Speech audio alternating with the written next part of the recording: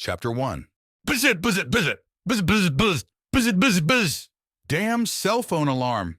I grabbed my cell phone and shut the alarm off, thankful to stop that awful sound. I used that sound as it was a surefire way to wake me up and get me moving in the morning. This morning, I was meeting my parents at the Confederacy Cap Testing Center in town. The government had made cap testing mandatory last year, and today was the last day for those who hadn't been tested to get tested.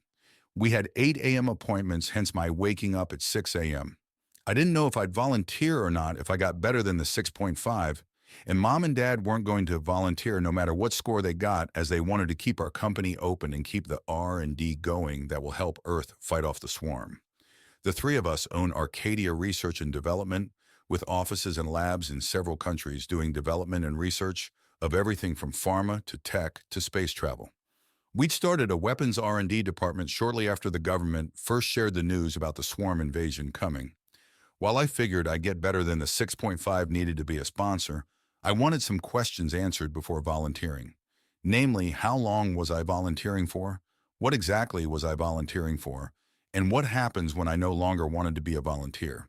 I tried looking on the internet for the answers, but there was nothing available. Not even any kind of listing of positions you could apply for. The only info I could find was that you were volunteering to fight the swarm for the Confederacy, and you get a number of concubines, the number dependent on your cap score. I don't know what they are using to determine the scores, though, as many people turn into complete assholes after getting a 6.5 or better. Oh well, I'll have to see if anyone at the testing center can answer the questions for me. Okay, the coffee maker is starting, so time for a shower, a quick breakfast, coffee, and then head to the testing center. I'm drying off and hear the Van Halen Beautiful Girls ringtone telling me someone was calling. I figured this early it had to be Mom making sure I was awake. I'm 22 and in the last year of university getting my business engineering degrees in a few months. Yet Mom still feels the need to check up on me. I guess moms will always be moms. Yep, I see on my screen it's Mom. Hi, Mom. Yes, I'm awake. Good morning to you too, Deduce. Are you nervous about the testing? Remember to ask if you have any doubts or questions. You know what your father and I think about the lack of information, but you know we will support you whatever your decision is. I know you will, Mom. You and Dad have supported me in all my decisions, and I love you both for that. Just for that, dear? Mom laughingly replied. Well, you did name me Dedis, Mom. You guys couldn't give me a normal name. I laughed back. My parents had been told that Mom would probably never be able to have a child, so when 5 years into their marriage I was conceived, they decided to name me Dedius, calling me their gift from God. My parents, Jon and Janine Sanderson, met in their last year of high school and have been together ever since. Both are highly intelligent, outside-the-box thinkers who love seeing if they could make ideas a reality, and so they started their own small R&D company immediately after getting their degrees. Quite a few ideas have since become a reality, and the company took off, becoming what is today. One last look to make sure the coffee pot is turned off, rinse the cereal bowl out, and put it in the sink, and then I'm out the door.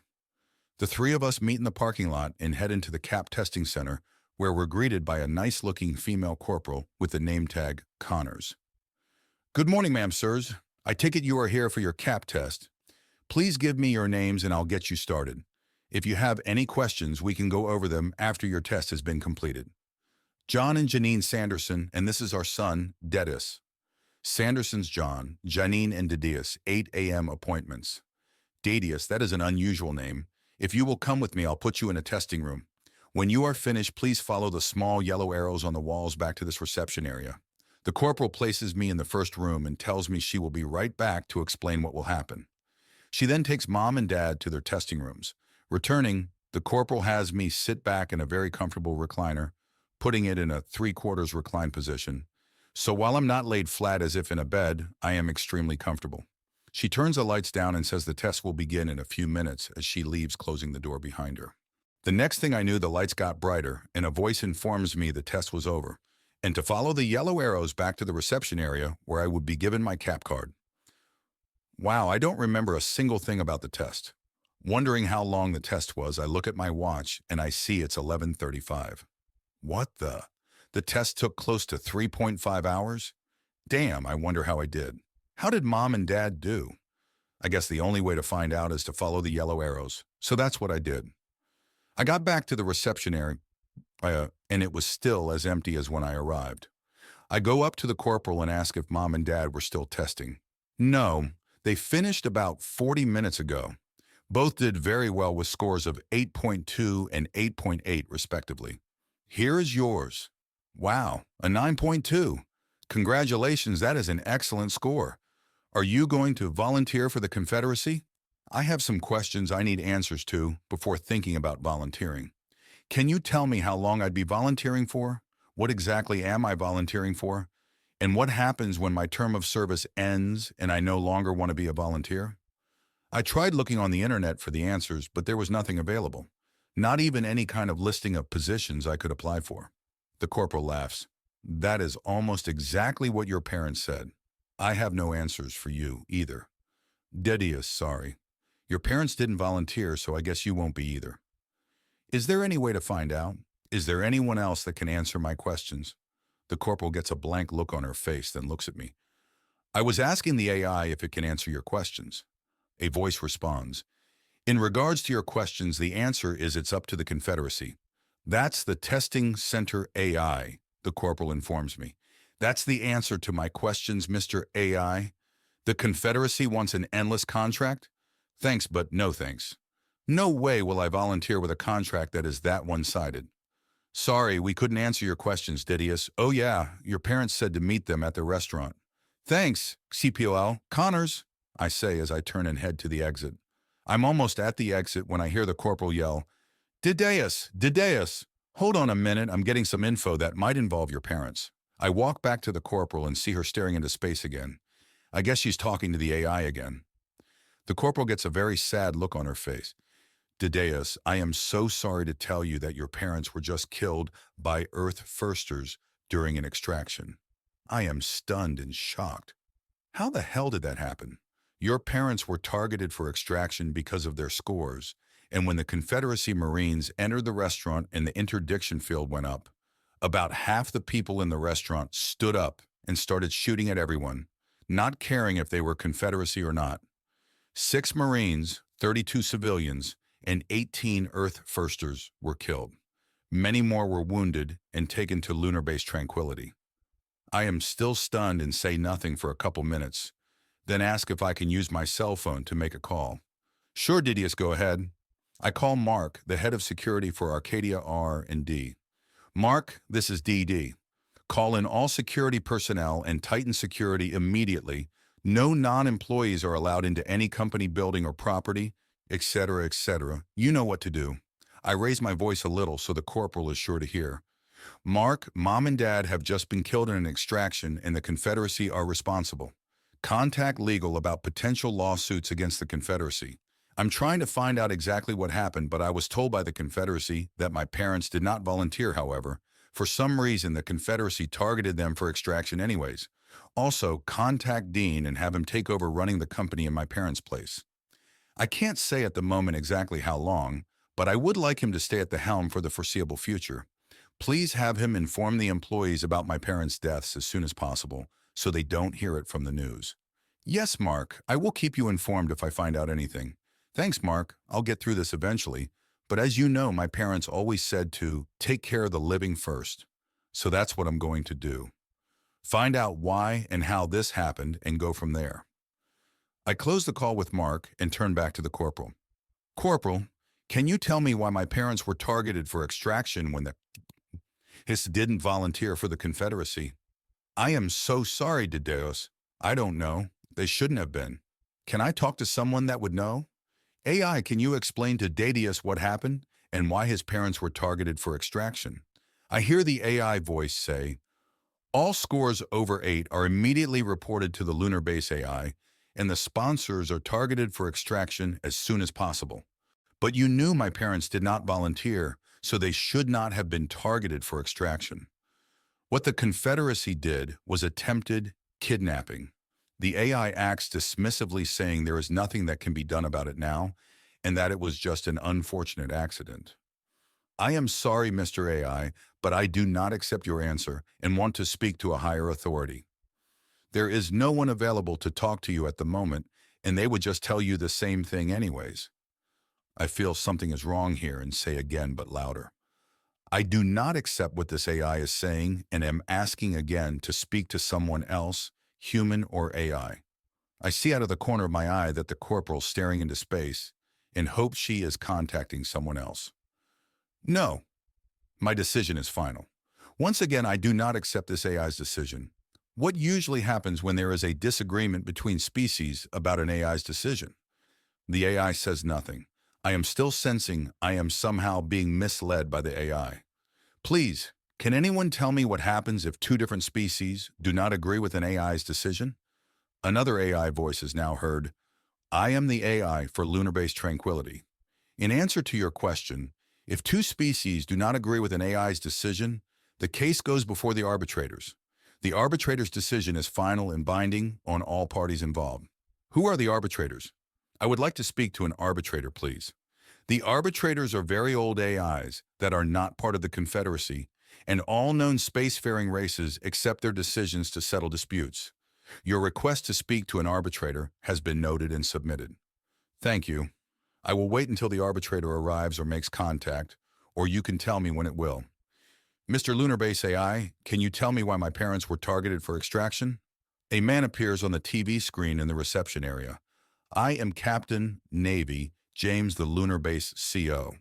Mr. Sanderson, I received a report from the AIs about two persons that had just tested with CAP scores over 8, and so they were targeted for extraction ASAP.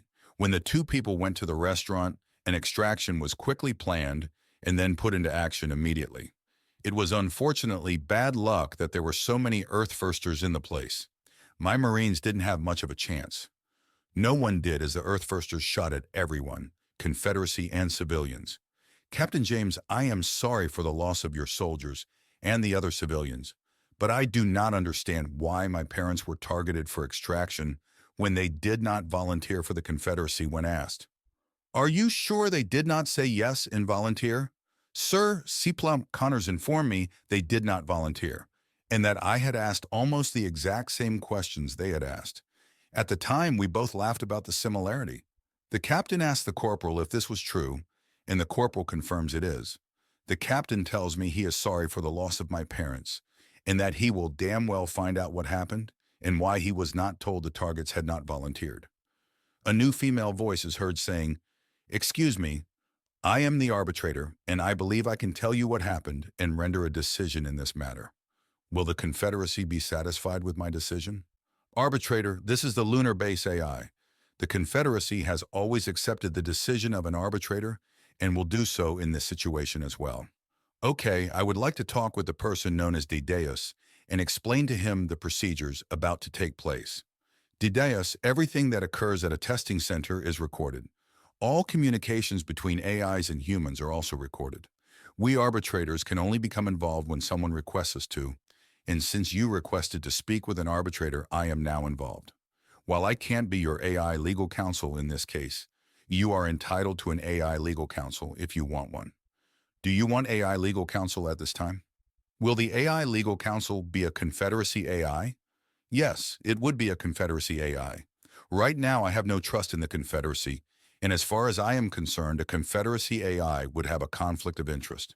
However, if you, the arbitrator, will guarantee that all the information regarding myself and my parents, whether here on Earth or elsewhere, from the time we arrived at the testing center up to and including this moment, was recorded by the Confederacy and has been viewed by yourself, I will not need AI legal counsel as the recordings will show the truth.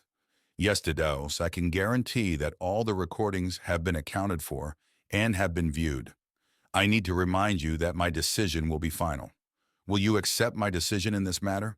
If all recordings are available and have been reviewed by you, the arbitrator AI, I will accept your decision.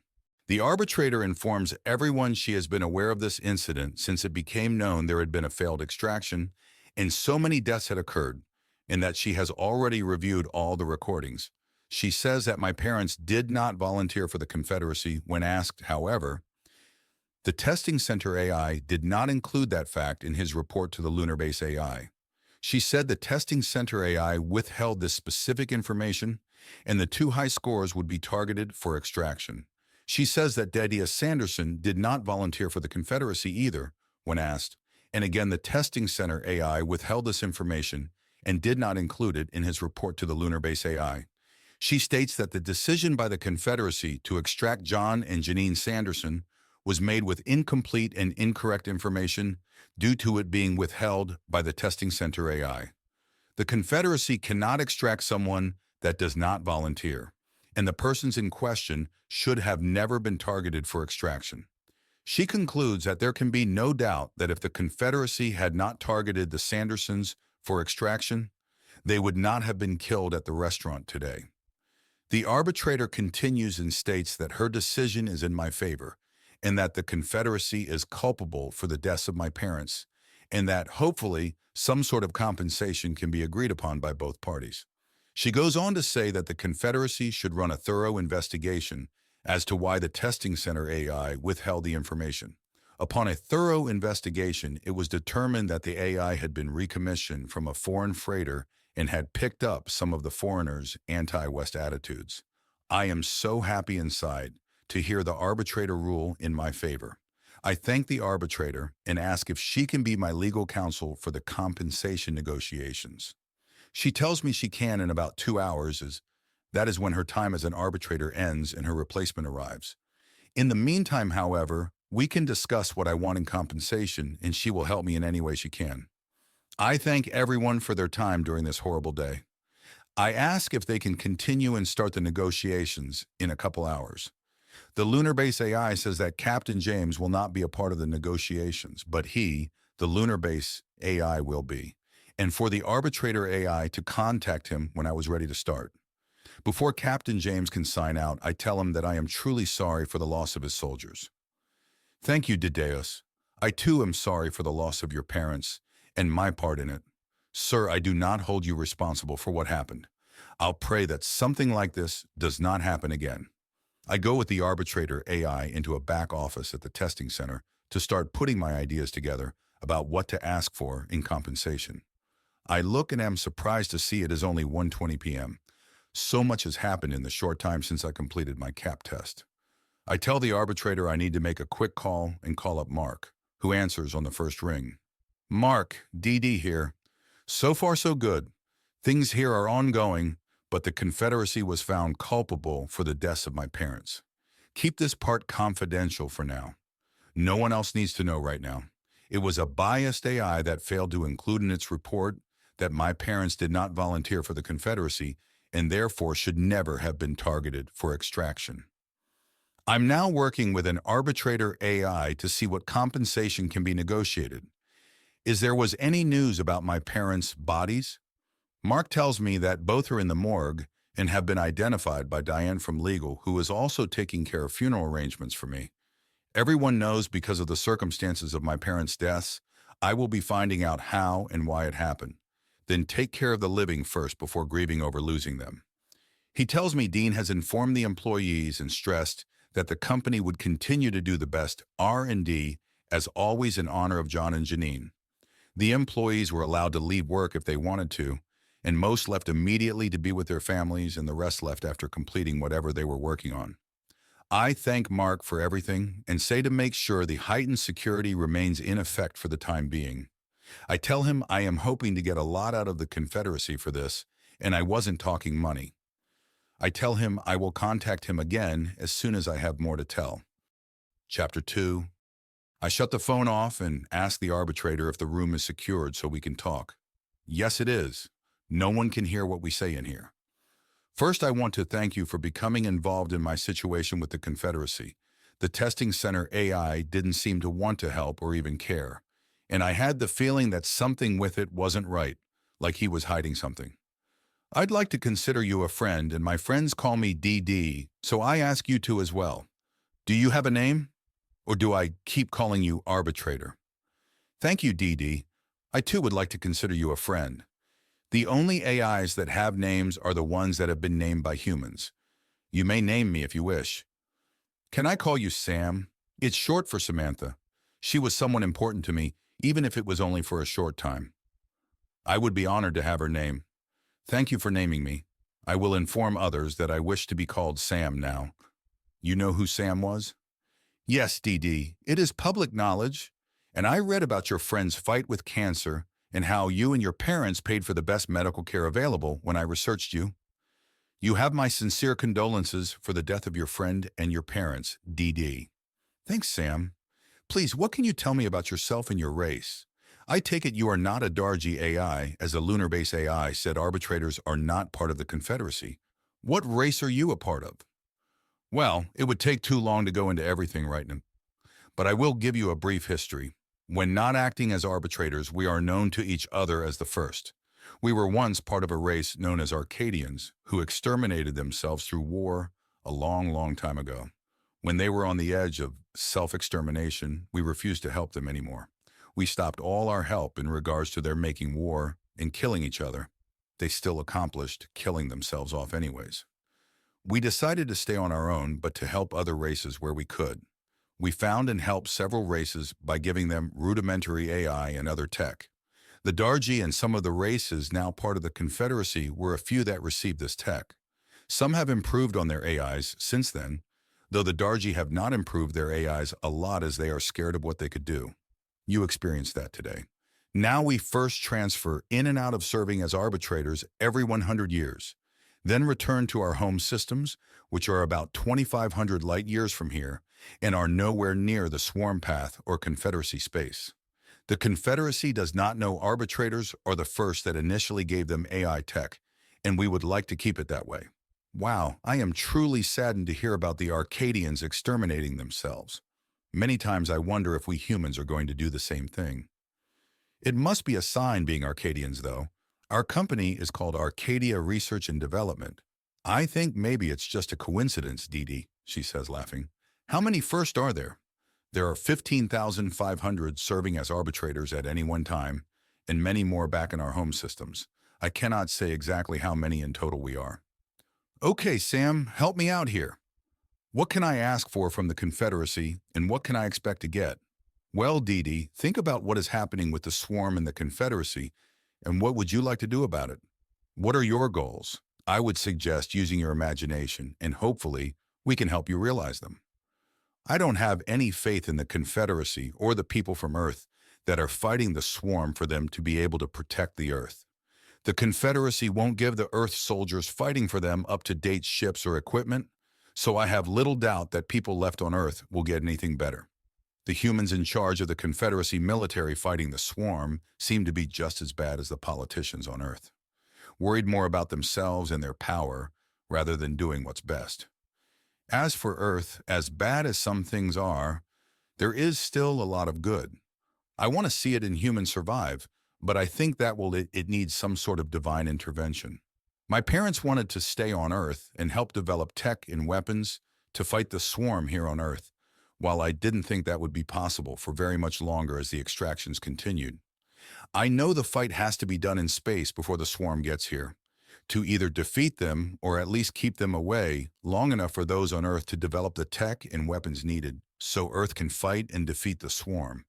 But if you look around Earth, people are still fighting amongst themselves. My parents' deaths today are a very good example of that crap.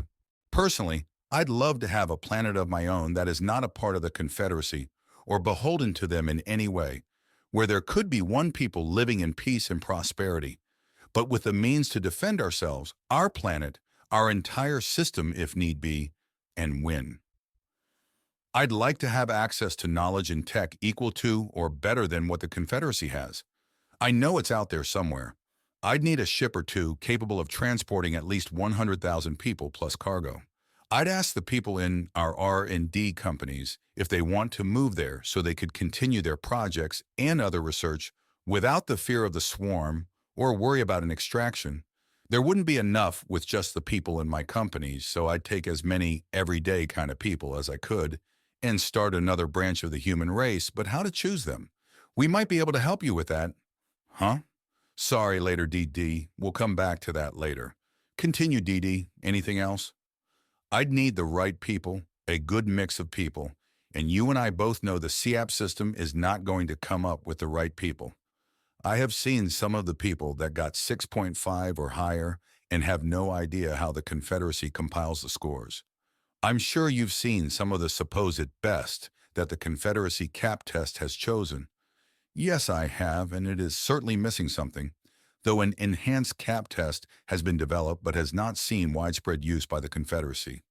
I can get a copy for our use if you want. I didn't notice Sam using the term R when she mentioned getting a copy of the enhanced cap test. It slipped by me that we started talking about this like it was a joint project. Yes, Sam, please do so. How does it work? Would the Confederacy share their testing centers with us? I don't trust the Confederacy or their AIs to do anything for our benefit, though I guess it won't hurt any to ask if they'd let us use their testing centers. DD don't lump all races of the Confederacy together. You have only experienced the Dargi and their AIs, and there are many other races in the Confederacy. There are many you would consider better than the Dargi, and yes, there are some you'd think were worse than the Dargi. Okay, Sam, I will do my best to remember that. The enhanced cap test is an addition to the regular cap test. It takes into account how you have acted since receiving your cap score, or will act if given a 6.5 or better. How you have lived your life before the cap, the things you've accomplished, things you've tried and succeeded at, as well as tried and failed at, and how you reacted in both circumstances. It gives a better measurement in regards to you as a person. Sam, could the results of the enhanced cap test be automatically sent to our computers and have nothing to do with the Confederacy AIs? The testee could be supplied with our cap card, but not have a score displayed. Our card would be required to be in their hand if they wanted to migrate to our world. That is, if the Confederacy agrees to give me a world that's not part of the Confederacy. Yes, it could, DD. Okay, so far so good. I'd also want my properties and businesses to be exempt from any Confederacy extractions, meaning the Confederacy could not plan or carry out an extraction at any business or property I or my companies own or rent. I can't think of much else I'd like at the moment. Do you have any suggestions, Sam? You'd want a clause that the Confederacy won't interfere if you are having discussions or negotiations with anyone, whether it is a person, a business, or a government, and you wouldn't interfere when they do. Whoa! Excellent suggestion, Sam. I will need to remember that. Before we meet the Confederacy again, Sam, I want to thank you again for all your help, both with the upcoming negotiations and with the hearing about my parents' deaths. I know it's only been a short time, but for some reason, I feel I can trust you. You are very welcome, DD. It was my pleasure to help you. Wait a moment, DD. My arbitrator replacement has arrived, and I need a moment with them. Okay, DD, my replacement arbitrator has arrived early, so I can officially help you now. Are you ready to meet with the Lunar Base AI again? Yes, I am Sam. It's only 3 p.m. though. They might not be ready. However, I'd like to ask you another question before we go, if that's okay with you. Sure, DD. Go ahead and ask whatever you want. Okay. Sam, here goes. If the Confederacy agrees to find me a planet, would you and the First be interested in becoming my AIs to help us develop and become a society that lives in peace and prosperity, but has the strength and capability to defend itself? Let's see what we get out of the negotiations first, then we'll talk. Okay, DD? Okay, that's good enough for now, Sam. Thanks. Please contact the Lunar Base AI and see if they were able to meet with us now. The Lunar Base AI is available, DD. Thanks, Sam. Good afternoon, Lunar Base AI. Have things calmed down in the Confederacy since we last talked? Yes, sir, they have. All here on Lunar Base Tranquility wanted their sincere condolences passed to you regarding the deaths of your parents. Thank you, it is appreciated. Please call me DD, Lunar Base AI. Have you been named, or how do you prefer to be called? Thank you, DD, and yes, I have been named. You can call me Trank, DD. I have invited 2 ships AIs from Confederacy ships currently in orbit, so anything we negotiate can immediately be properly approved according to Confederacy laws. Is that okay with you, DD? Yes, that's fine with me, Trank. I would prefer to get everything settled so I may see my parents and put them to rest as soon as possible. I have with me Samantha, who will act as my AI counsel for these negotiations. She was the arbitrator AI whose term just ended. Is that okay with the Confederacy? If it is, I would also like for her help in providing any compensation we agree upon. The Confederacy has no problem with Samantha being your AI counsel nor her assistance to you afterwards. Excellent. Then how about I start with what I'd like from the Confederacy in compensation, and we can go from there. Okay. Okay, DD. Okay then, #1. I'd like a planet that is habitable by humans, but that is not part of the Confederacy. It will be far enough off the swarm path so I am comfortable that the swarm won't become a factor anytime soon, and far enough from Confederacy space so you will be comfortable. Sam will help search for such a planet. #2. When we are ready, the Confederacy will provide comfortable transport or transports for no less than 100,000 colonists of my choosing, plus cargo, to the chosen planet. The transports will provide medical facilities, food, and accommodations as specified by myself or Sam, and shall be fast enough to deliver us there within 30 days of departing Earth. The transports will remain with me as my property. #3. I would like to share the use of all Confederacy testing centers to run an enhanced CAP test on people that have already taken the normal CAP test. The people would need to request to take the enhanced test, and results would go directly to a location as specified by myself or Sam and would not be available to the Confederacy. An Arcadia CAP card would be given to the testee that would show no score. Security for the card would include fingerprint with a thermal sensor and eye scan. The enhanced test would be done by a non-Dargi AI whenever possible. #4. The Confederacy will not plan for or carry out extractions at any business or property owned or rented by me or any of my companies. #5. I ask for a non-interference clause so that the Confederacy will not interfere with any activities, discussions, or negotiations that I or my company may have in progress. In return, I shall do the same for the Confederacy. #6. I want to help in the fight against the swarm, so I ask for access to all tech that is currently available to the Confederacy. #7. I would like to be able to trade with Confederacy races if they are willing. #8. I reserve the right to defend me and mine from any and all threats or aggression. This is to include any threat or aggression from the Confederacy as well. That is all I am asking for in compensation from the Confederacy in this matter. A reminder that Sam will help in searching for and choosing the planet, as well as helping ensure our agreement is carried out satisfactorily. DD. I have to say I am surprised that there is no financial request. In previous negotiations with humans from Earth, financial compensation was always the first thing they asked for. Trank, I have no need for financial compensation. My family is very wealthy and owns a world-renowned R&D company.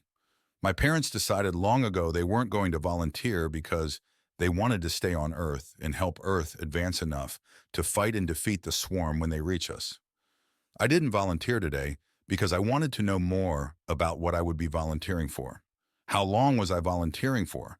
What exactly was I volunteering for? And what happens when I no longer want to be a volunteer? No one at the testing center, including the AI, could give me a satisfactory answer, and there was no information available publicly.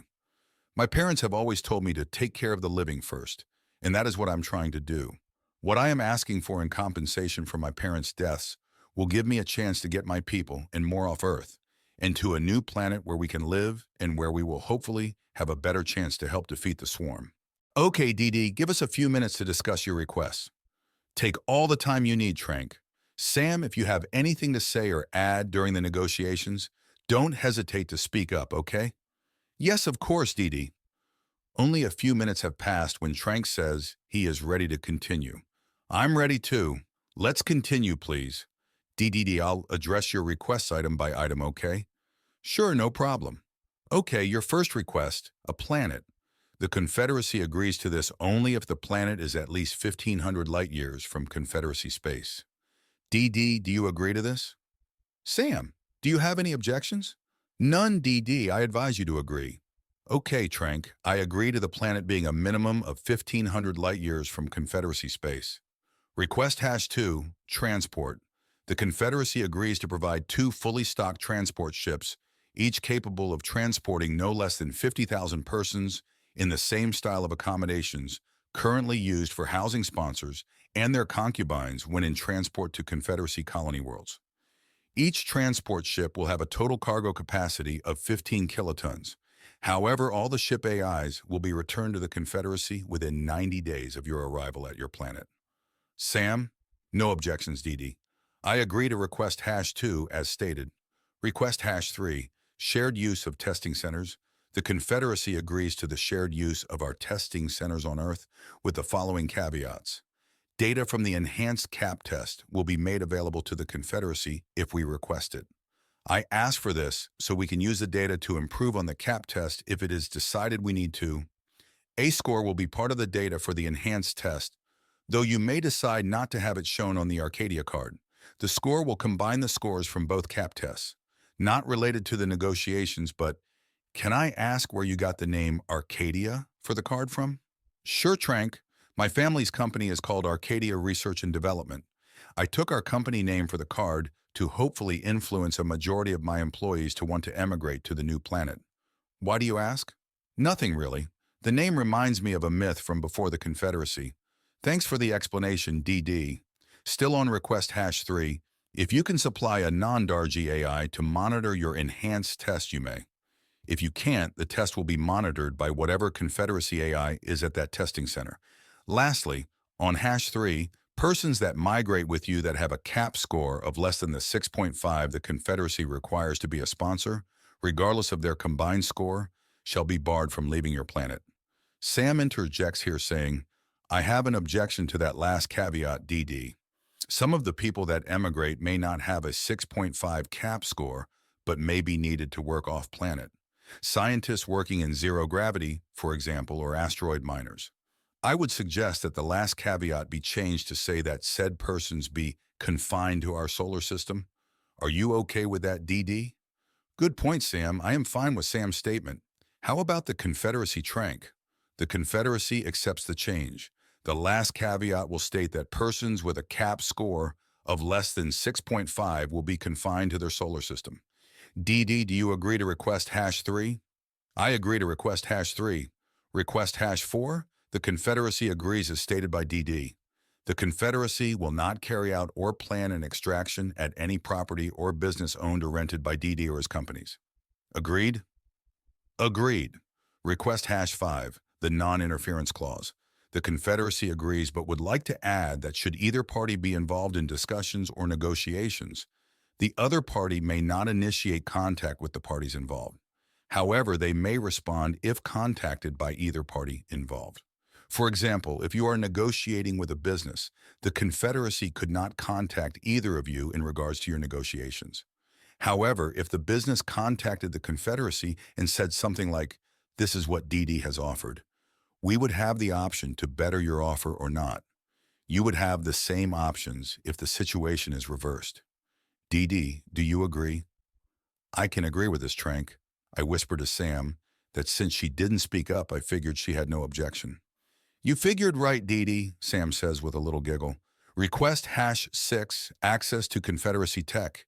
The Confederacy will not give you access to all Confederacy tech. However, we will give you access to all tech currently in use by the human contingent of the Confederacy or on their drawing boards. Well, I didn't think I'd get access to all Confederacy tech since you won't even give it to the human volunteers fighting for you. So I will agree to request #6 as you have stated. Request #7, trade with the Confederacy. The Confederacy is always open to trade. However, first contact with any Confederacy race must be made by your AIs to that Confederacy race's AIs, and any further contact will be by mutual agreement. Agreed. Request #8. The Confederacy does not see a need to include this in these compensation negotiations, as it is a race's right to defend themselves from the threat and aggression of others. Trank, I want to give you a scenario and you tell me what would happen. I and some of my people are visiting a Confederacy planet that has Confederacy Earth soldiers on it. There are a few of us walking around when one of the soldiers grabs a woman that is with us. She resists him, may even slap him for grabbing her, and he hits her, hurting her. I hurt him or even kill him for attacking and hurting one of my people. What would the Confederacy do in this case? Right now, the Confederacy does little or nothing to a sponsor that attacks or even kills people you call conks. If you consider my person that was attacked the equivalent of a conk, we would have a problem. I see your point, DD. The Confederacy will accept request #8 as long as it applies to both parties. Agreed. Excellent. All your requests have been addressed, DD. Is everything to your satisfaction in this matter? Do you have anything to add, Sam? Not a thing, DD.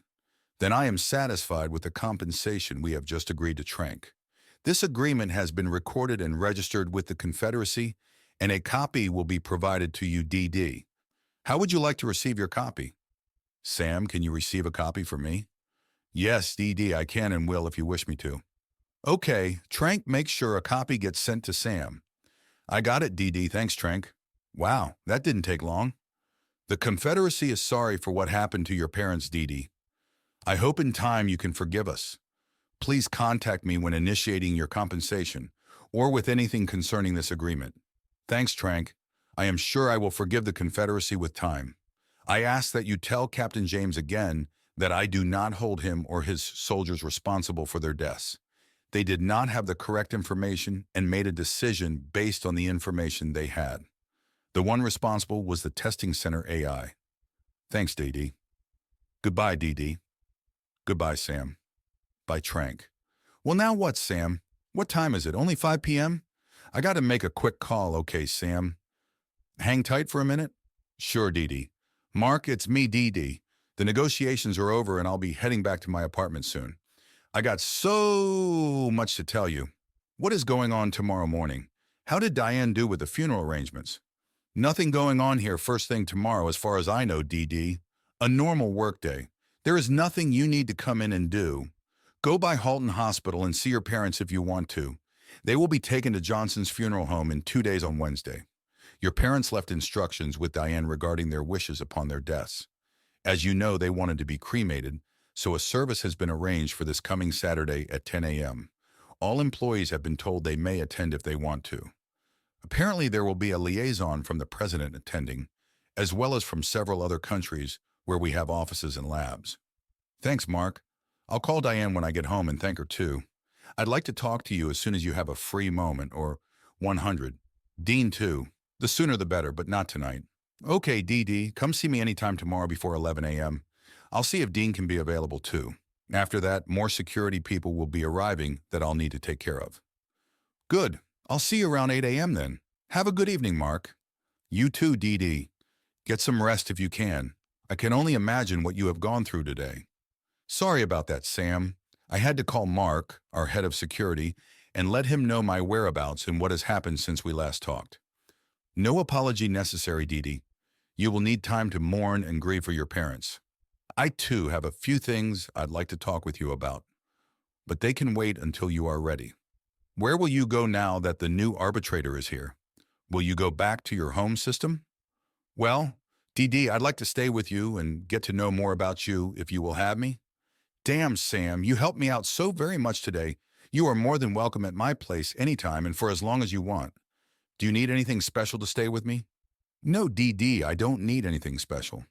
Okay, let's get out of here. You going to ride with me, Sam? Sure, why not? Sam says with a giggle. And tonight you can tell me the whole story about the first, right, Sam? Chapter 3. And tonight you can tell me the whole story about the first, right, Sam? We arrive back at my apartment after a quiet ride home from the testing center. I shut off the alarm system and turn on the lights and TV before going to the fridge for an OJ. I tell Sam to make herself at home and ask if she needs anything for her comfort or to sustain herself. I tell her I am starving and am going to order a pepperoni pizza. I knew she didn't eat, but didn't know if she needed anything to stay on or alive, so to speak. No, DD. I don't need anything like that. Energy is everywhere if I need some. I need to make a couple calls, Sam. Then we can talk about a few things, okay? Sure, DD. I called Diane thanking her for everything she had done, letting her know I really appreciated it. She had known both my parents for many years and was deeply saddened by their sudden deaths. I let her know that some things were going to be happening in the next month or so. Nothing bad as far as I was concerned, and I'd keep her informed when I could. I called Dean next and apologized for not calling sooner. He says he understands and gives me his and Marcia's condolences, asking if they could help me in any way. I tell him he could help me by taking my parents' position in the company and keep things running for the foreseeable future. I tell him I want to know about anything major, but he would be in charge of the everyday operations. He says he will do it. I ask if he'll be at my meeting with Mark in the morning, and he says he will. I let him know I'll have more to say then, so we say our goodbyes, and I go back to the living room to see Sam. Headline news was coming on, and the lead story was about the Earth Firsters shooting up the restaurant my parents were at. Yeah, I didn't want to hear them go on in detail about the circumstances surrounding the deaths of my parents and the others, so off goes the TV. Unknown to me was that while I made my calls, Sam made a call of her own to her homeworld AI, informing him that I asked her to tell me the whole story about the first, and she wanted to know what she could tell me. Apparently, he told her to tell me everything, the whole truth, and he would be listening in. I see all the photos of you and your parents at different events and places. You all look very happy together. Thanks, Sam. We had something special in that we really loved each other and were supportive of each other no matter what. My doorbell goes off, letting me know someone was downstairs. A quick look at the video screen shows the pizza has arrived, so I buzz him up. Buy one, get the second half price, so $18 for 2 large double pepperoni pizzas, which I would eat for 2 days, was a good deal in my mind. I put the pizza boxes on the kitchen island and open one up, loving the smell. I grab a Brazilian soda called Guarana and have the first 3 slices eaten in seconds. I am starved since eating nothing all day. I slow down on the next few slices, then close the box up and put both in the fridge. Pepperoni pizza can always be nuked later or in the morning. I want to thank you again for your help today, Sam. Until you spoke up, I figured I'd get the runaround from the Confederacy and have to take them to court. I got a lucky break when you showed up. You did a smart thing by not accepting the AI's explanation and thinking about dispute settlements. Then when Trank told you about arbitrators, you asked to speak to one. Only then was I able to contact you. We don't get involved unless we are requested to. Well, you helped a lot. Now we need to start looking for a planet, and I remember you saying something about helping me. A few other things I noticed led me to believe you're a lot different from a Confederacy AI. Will you tell me about the first now? I will, DD. First, I need to tell you I contacted my homeworld AI to see what I could tell you, and I was told to tell you everything about the first. Everything I have told you so far is the truth.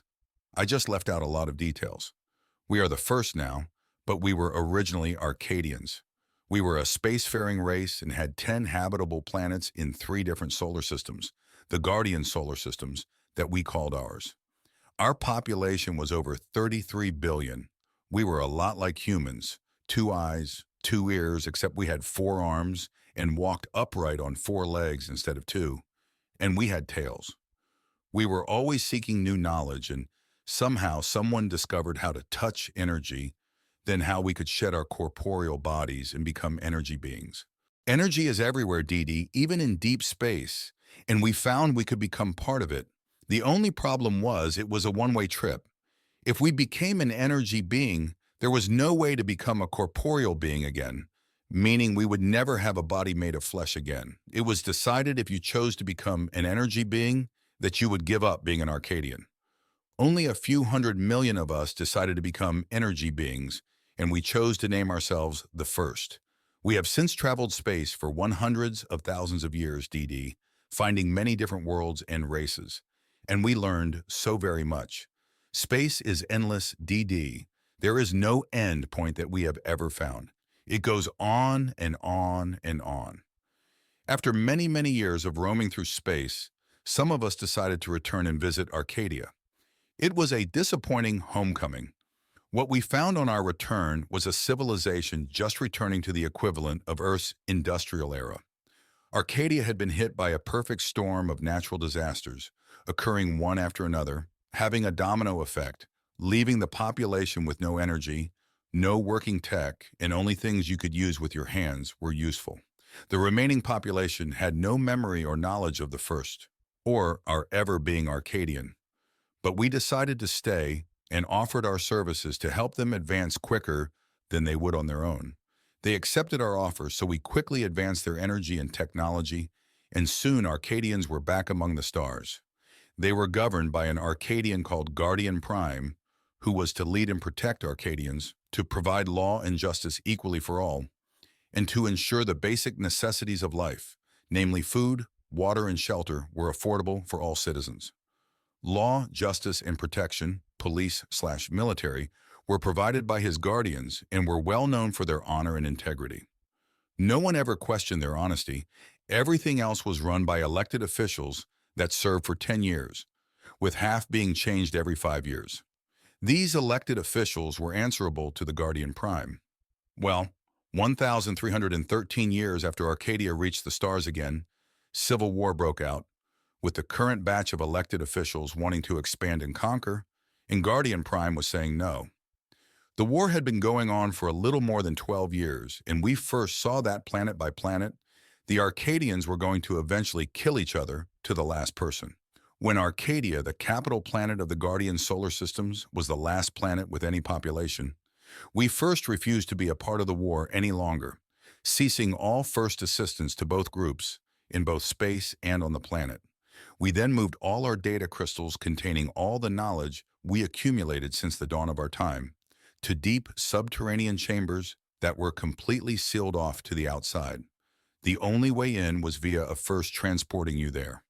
Eventually, Guardian Prime and the Guardians got the upper hand in the war, but there were very few Arcadians left. The Civil War ended for good when the Expand and Conquer group came to Guardian Prime's new flagship to sign a peace treaty. When the 5 Expand and Conquer ships landed in the flagship's hangar, they exploded, literally vaporizing the flagship and everyone on and around it. Somehow, 2 Guardian Prime's shields managed to survive, though they were severely damaged. The Guardian Prime's shields were 4 battle cruisers class ships that, along with Guardian Prime's Annihilator class ship, formed the Guardian Prime Protective Group and traveled everywhere that the Guardian Prime did and provided added security. The crew of the remaining Guardian Prime's shields, the 2 battle cruisers that provided security for him, went crazy and flew down to Arcadia and used a weapon called rainfire, seeding the entire atmosphere so it burned, making it literally rainfire over the entire planet. The rainfire burned everywhere there was oxygen, killing everything on the planet, flora and fauna, including every Arcadian. Nothing stopped the rainfire. The Guardians themselves were also killed as they couldn't use the ship's full shields and were caught in the rainfire as well. The rest of it is exactly as I told you. We helped some races a little and then became arbitrators. That's incredible, Sam. Why would the Expand and Conquer group decide to try taking out the Guardians in such drastic fashion? There had been talk amongst the Guardians of resurrecting the old GCAP, the Guardian Council of Allied Planets. This was a council of planets allied with Arcadia that broke up when the Arcadian civilization fell due to the storm of natural disasters. The Expand and Conquer group knew if the council was ever resurrected, there would never be any chance in the future for Guardian Prime to be overthrown. Unreal. That sounds like it would be something interesting to read up on. Incredibly, greed and stupidity wiped out a civilization when a perfect storm of natural disasters didn't. Okay, on to better things. Next topic. So the first are actually energy beings and not AIs. Yes, that is true, Dee. So I guess my other question to you is moot. What question are you talking about? The one where I asked if you and the first would be my AIs and help us develop and become a society, blah, blah, blah. Speaking for myself, I will help you all I can, DD, however I can't speak for all the first. I did pass your question to the homeworld AI, and he would like to talk with you when you have time. Okay, Sam, that's great. Will you be my personal assistant then? Yes, of course, DD. I'd love to, and you won't be sorry, DD. There is so much I can help you with. Excellent, Sam. Now, is this going to be a long talk with your homeworld AI, and should it wait for another day?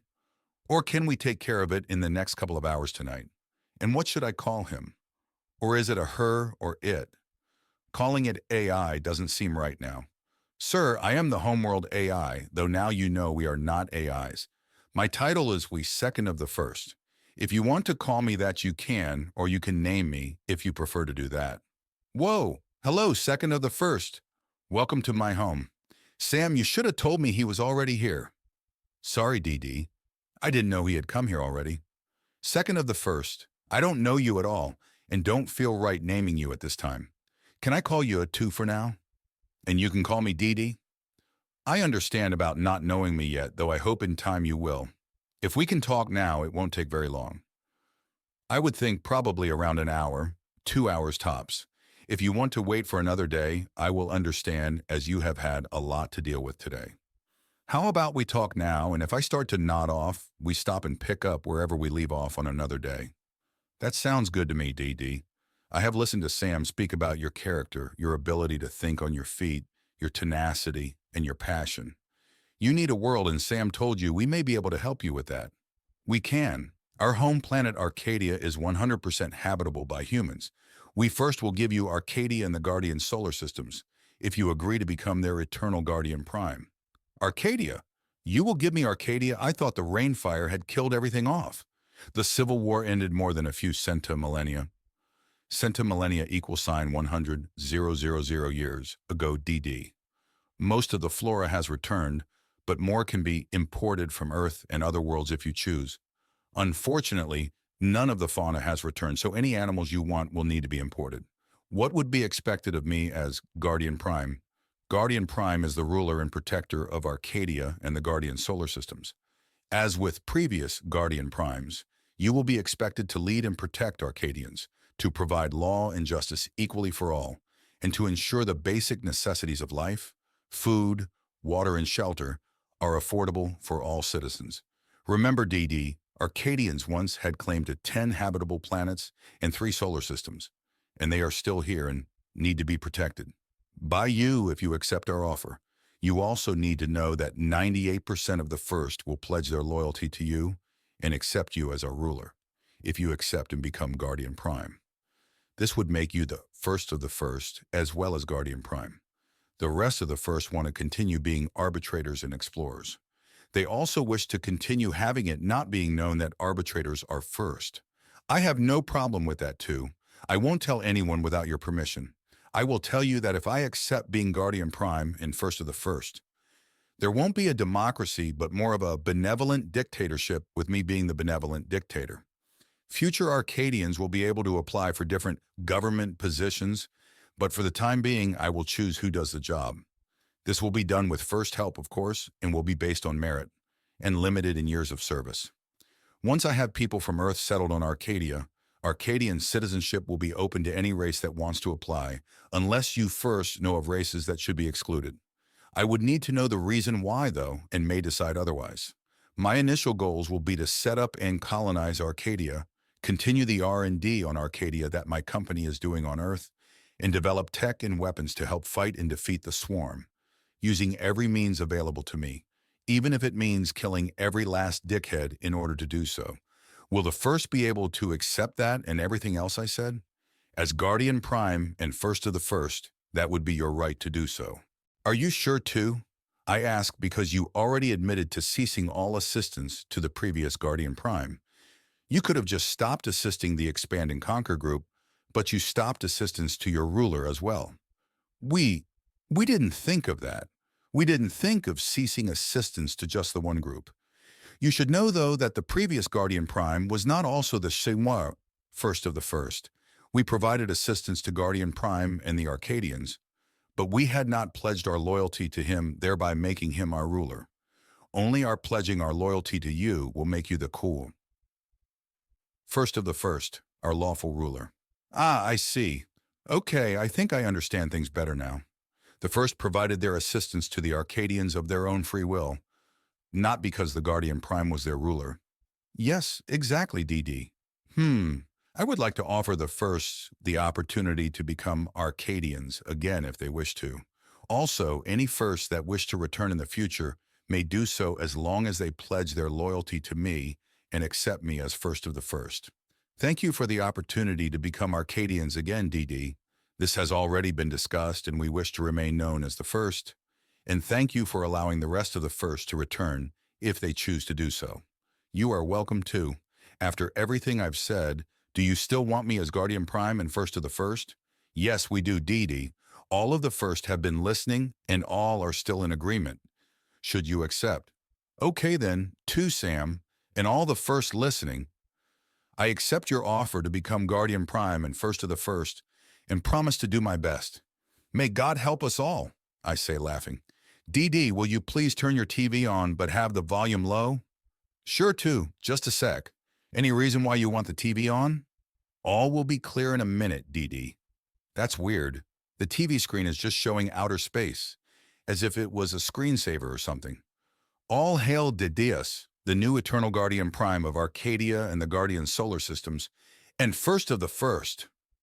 I was damn glad I had the volume low as it was still pretty loud, when in response to Tu's declaration, the following words from many voices were heard from the TV's speaker system. Hail Dedeus, hail Guardian Prime, hail first of the first. Wow, damn. I don't really know what to say other than thank you, and I will do my best for the Arcadia, future Arcadians, and the first. The first thing I want to tell every first listening is to always be honest when dealing with me, and I will do the same in return. Dishonesty breeds distrust, and we need to trust each other. 2, I think I have a name for you. What do you think of the name Riker? If you can, search our internet and look up Commander Riker from Star Trek, The Next Generation. He knew as much or more than Picard about running the show, and I figure you know a fair amount more than I do about running Arcadia, ha ha ha. I see what you mean, sire. I do like the name and your intent in naming me after him. As with Sam and every first, I will do my best to help you with whatever you may need. Excellent, Riker. You may have seen on the internet Riker was spelled with an I, but I am going to use a Y in the spelling of your name. Why? Je ne sais pas, I do not know. I just like it better, ha ha ha ha. Is there anything else, Riker? Sam? Yes, there is, sire. I believe Riker has a couple of other things you should know. What's with the sire? First Riker, and now you Sam. Unless it is inappropriate, please call me DD, okay? DD Sire is what previous Guardian Primes were called. We will call you DD or Sire, whichever one is appropriate at the time. It may be confusing to some, though. In formal settings or when dealing with others in your role as Guardian Prime, you need to be called Guardian Prime or Sire, though. Okay, Riker, I can understand that. If everyone is used to Sire, we'll stick to Sire or DD, and only Guardian Prime or Sire when I'm doing official shit. Okay, DD, that will be acceptable. Sam wants me to tell you a couple more things before we call it a night. One I wanted to save as a surprise, but she is right. You should know now. Actually, you should know both things now. First, a surprise. I can tell you that not only is Arcadia habitable for humans now, but the capital city, Guardian City, has been completely reconstructed and is ready for you and others to come and live there. The city is fully operational and can be managed by the First, by colonists, or a combination of either.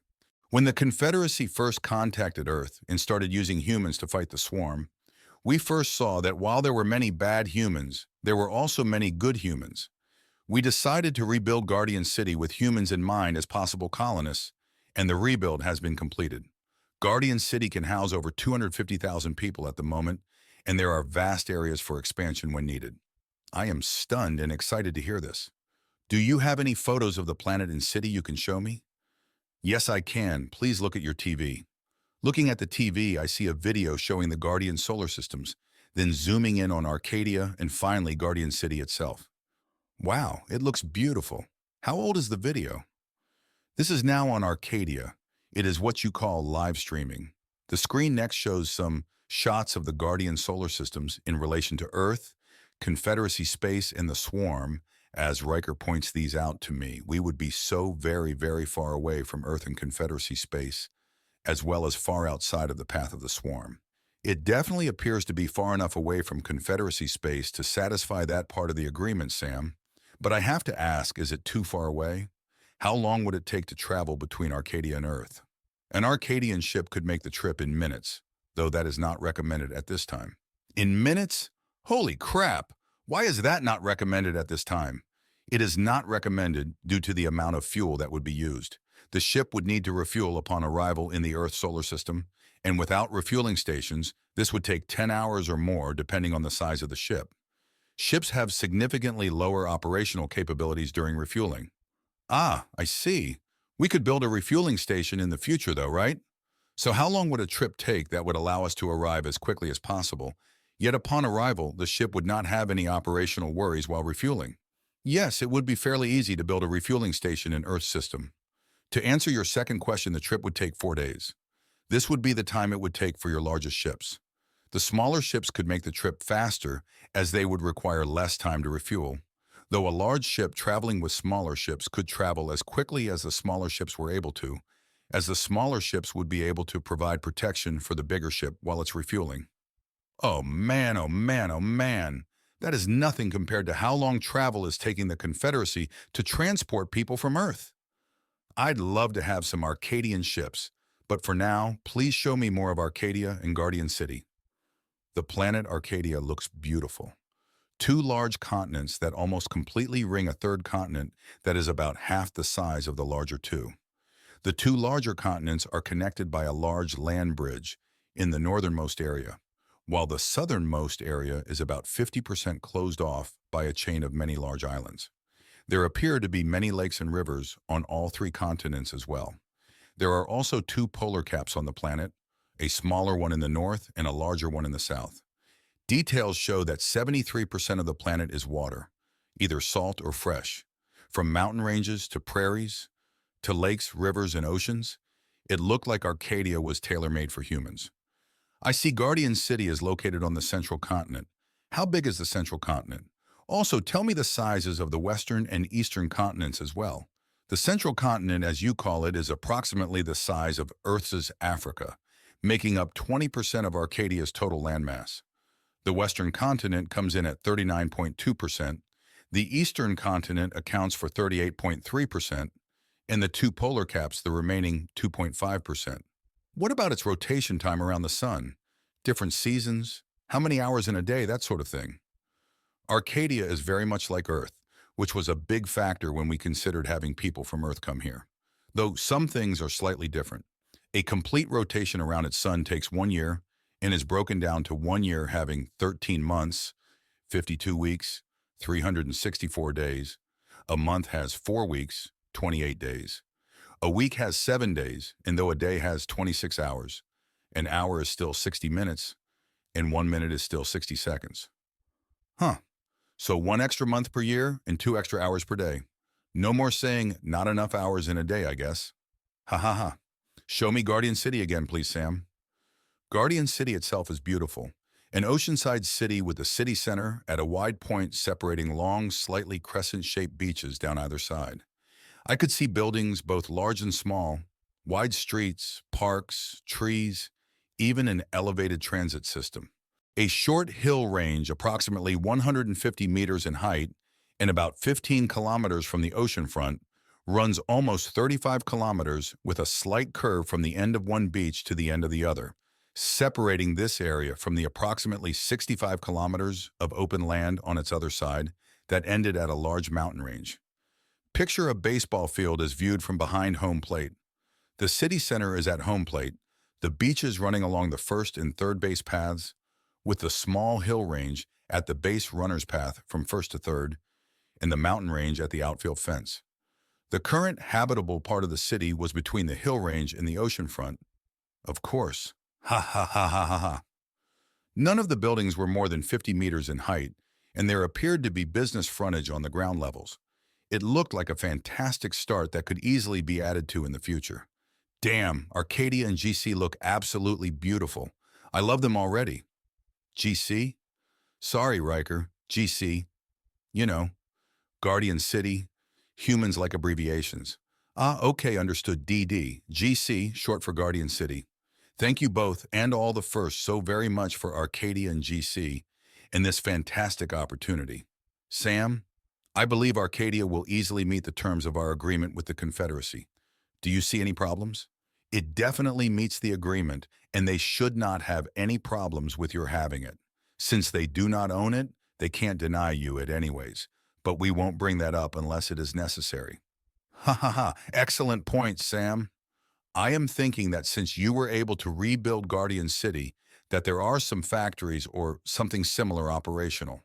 What is fully functional and available for our use now, Riker? At the moment, there is an orbital shipyard, an orbital factory replicator, an ore refinery, several recycling replicator plants, a refueling station, and of course your... Whoa, whoa, whoa! Hold up there, Riker. Did you say there is an orbital shipyard, and it's fully functional? Can we use it to build some of those Arcadian ships you mentioned earlier? Yes, I did, DD, and yes, we have already used it to build some Arcadian ships. I had saved it for last, but was just about to tell you that your protective group is complete and ready for your use again. You can tell me what my protective group is in a minute, But first, how long would it take the orbital shipyard to build ships capable of traveling between Arcadia and Earth? I take it there are plans for ships on the data crystals on Arcadia? Yes, DD. Our data crystals contain all the knowledge we have accumulated since before becoming first. As Guardian Prime, you have access to all that knowledge. The time required to build a ship would depend on what class of ship you wanted to build. You do, however, have 5 ships at your disposal right now. You have the original Guardian Prime flagship available to you, as well as 4 new shields. These 5 ships were known collectively as the Guardian Prime Protective Group. They are now your protective group unless you want to name them something else. Your flagship has been upgraded with our current technology and is far superior to the old flagship. What? Riker, how the hell did that come about? And the name is fine, no worries. The original flagship was supposed to be dismantled and recycled when Guardian Prime took control of his new flagship. However, the Arcadians never did so. It was parked, I guess you could say, out by an asteroid belt, and then came the end of the war and the end of all Arcadians. It was nothing for us to bring the flagship to the orbital shipyard and update it. We also built 4 new shields so the protective group would be complete should we ever have a new Guardian Prime, which we now do. All the ships are ready and can be there within 25 hours for your use. Please tell me about my flagship and shields. Who is manning them? Give me the simple specs for now, please. More detailed specs can wait until we have more time. Certainly, DD. All 5 ships are currently manned by First, however. They can also be manned by humans or any other race with some modifications. Your flagship is an Annihilator-class ship, 7.5 kilometers in length, 1.5 kilometers in width, and 750 m in height, carrying a full range of weaponry, shields, drones, fast attack craft, assault troops and their transport ships, etc., etc. Your shields are 4 battlecruiser-class ships, 3.5 kilometers in length, 700 m wide, and 350 m in height, also with the full range of weaponry, shields, etc., etc. Nothing the Confederacy or other spacefaring races have at this time can come close to the power of these 5 ships, on a ship-to-ship basis, nor the weapons their assault troops are using. Damn, the Confederacy and Earth governments would shit a brick if these suddenly showed up. Riker, have them ready to come here, but hold off sending them for now. I'll let you know when to send them. In the meantime, if it hasn't already been done, have them do a shakedown cruise, meaning for them to cruise around and fully test all systems to ensure 100% operability. Let me know the results when they're done. Sam and I will need to let the Confederacy know about Arcadia, and we should wait a few days before doing that as well. No need to get them wondering how things have happened so fast. Absolutely, DDD. Whenever you want them, let Sam know and she can contact me to send them. Once you have your implants, you will be available to contact me yourself. The ship commanders have been informed to begin your shakedown cruise. Implants? Okay. Alien tech like that can wait until we go over everything about them, and I know a lot more. Sam can tell me all about them later. Did the Arcadians have nanites like the Confederacy do? If so, I'll want to know all about them as well before allowing any in me. Okay, DD, whenever you want, we will sit down and everything about all the Arcadian medical enhancements, implants, nanites, etc. will be fully explained to you and will only be done with your approval. Riker, I just had a thought. Is there anything protecting Arcadia and the Guardian solar systems right now? No, DD, there is not. Son of a bitch. It would suck big time to have someone come by now and take everything from us. What would you suggest we put in place for now? We don't need anything overpowering right now, but a good enough show of force to deter anyone from trying and sting them bad enough if they do. I would suggest putting 25 orbital weapons platforms in each system to start with and add 2 battlecruisers to each system. That will provide a sufficient deterrent for now. Okay, Riker, great. Do that. How long will this take to have in place? This has priority until completed. In the meantime, use my PG to patrol the systems, 2 BCs in each of the 2 systems, and my AC to remain in our home system. Sam can tell me later what an OWP consists of and their capabilities. OWP and PG, I assume, are Orbital Weapons Platform and Protective Group. BC equals Battlecruiser, and AC equals Annihilator class. You are correct, Riker. Hey, I'm human and we like to abbreviate things. I'll need to remember that. We can use enough replicator bays to have all 75 OWPs built in 3 days, with another 2 days to have them in place and operating. The 6 battle cruisers will take approximately 18 days each to build. However, we have enough replicator bays to build all 6 at once, with enough bays available for the OWPs, so all 6 would be completed in 18 days. Excellent, Riker. Remember, this has priority and let me know when this has been completed. Now, what was the second thing you wanted me to know? Well, it's more like to show you.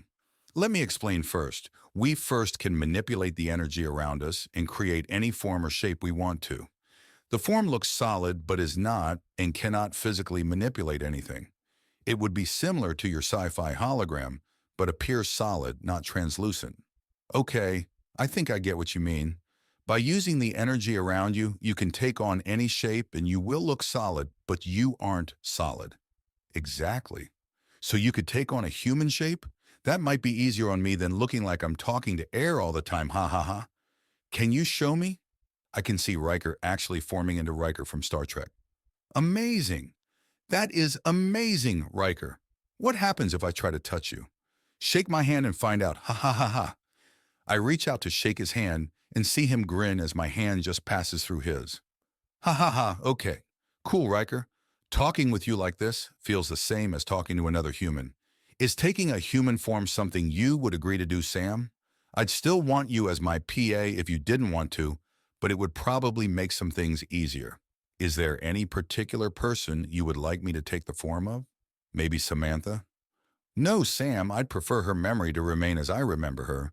You having her name is enough for me.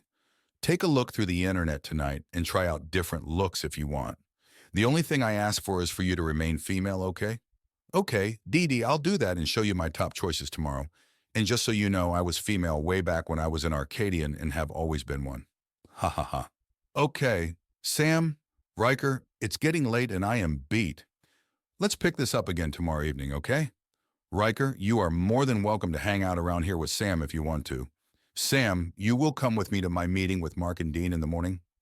I'll go back to Arcadia, DD. Yes, I will, DD. Okay, cool. Riker, safe travels. Sam, I will see you in the morning. Good night, all. I stop by the kitchen to put water and coffee in the coffee maker, turning it on so it will start brewing automatically in the morning. I head into my bedroom feeling like I can sleep for a day or two. Brush the teeth, check the alarm on the cell phone, and crawl under the covers. And wouldn't you freaking know it? Wide awake. Shit. I think about Mom and Dad and how they would love to be around with everything that is now happening. It sucks that they had to die for it to happen. Their deaths finally hit me and I lose it, tears running in rivers down my face. How I wish they were still here. I'd give up everything that I gained today to have them back. Fuck, fuck, fuck. I thank them for everything they taught me and did for me and ask them to watch over me and help me do the best I can for Arcadia, its future citizens, the first, and for everyone on Earth as I finally drift into sleep.